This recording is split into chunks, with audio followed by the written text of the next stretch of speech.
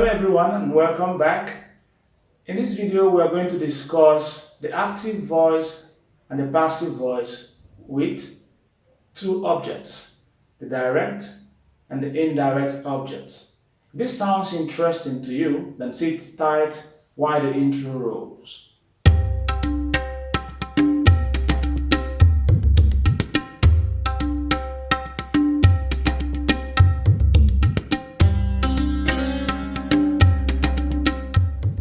Welcome back. If you're new here, my name is Samson and this is English with Sam.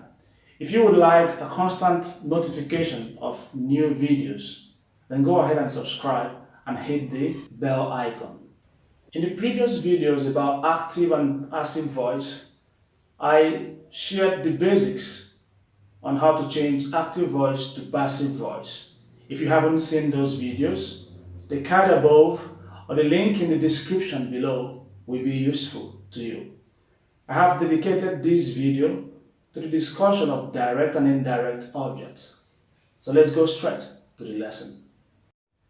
It is possible to have two objects in an active sentence, and it becomes difficult to differentiate between the direct and the indirect object. Here is an example of an active sentence with two objects.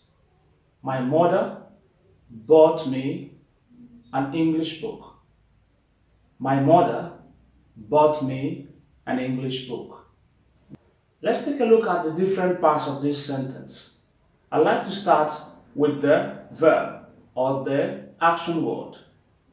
Bought is the action word in this sentence, and bought is the past form of buy. Subjects and objects are usually nouns or pronouns, and in this sentence we have two nouns and one pronoun. Let's identify our subject. Remember that the subject is the doer of the action. So who did the action in our sentence? My mother. So my mother becomes the subject. So we are left with one noun and one pronoun, and both of them are objects in this sentence. The big question now is, which is the direct object and which is the indirect object?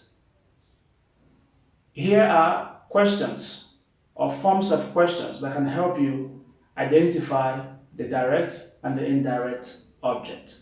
If you can find answers to these questions, then you will be able to know your direct and your indirect objects. The first question will help us identify the direct object, and the form is what plus auxiliary verb plus the main verb in the original statement. So the question is this: what was bought? What was bought? And you and I know that an English book was bought. So an English book becomes our direct object. The second question will help us identify the indirect object, and the form is to or for plus whom or what. So for whom was the English book bought?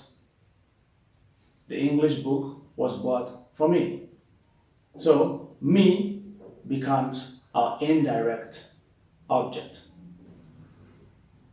If you can find answers to these two questions, you will be able to identify your direct and your indirect objects at all times. Here are some more examples of active voices with more than one object and their passive forms, using first the direct object and then the indirect object.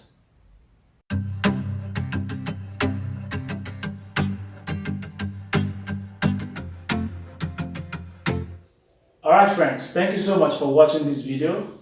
Please go ahead and like the video if it's helpful and share with your friends.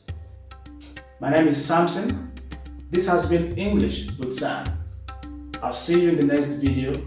Until then, it's bye for now.